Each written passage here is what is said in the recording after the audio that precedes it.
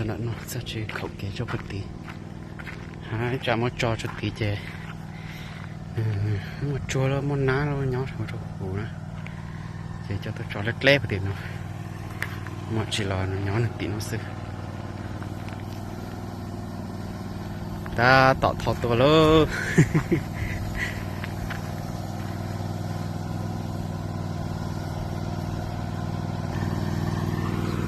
เป็นดากับผู้ชายโอ้มหลายหล่อแหล่เสื้อจ้ะชาแต่เตอเป็นดางั้นเราสูเลยสูสินะ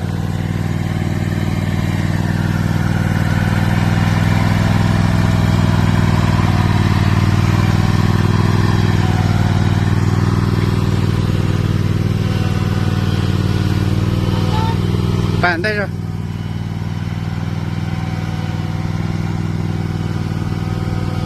to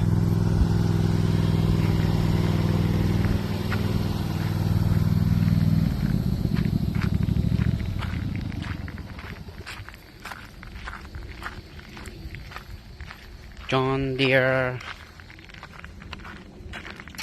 LX gì xuống rồi đúng không? Có gì horsepower muốn giúp cơ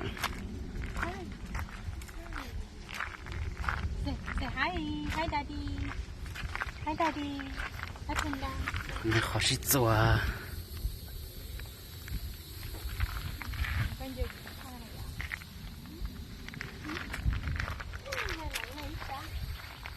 Ôi, tao có chùa này nó hát chưa? Về nữa. Exo có sát ta là sao vậy?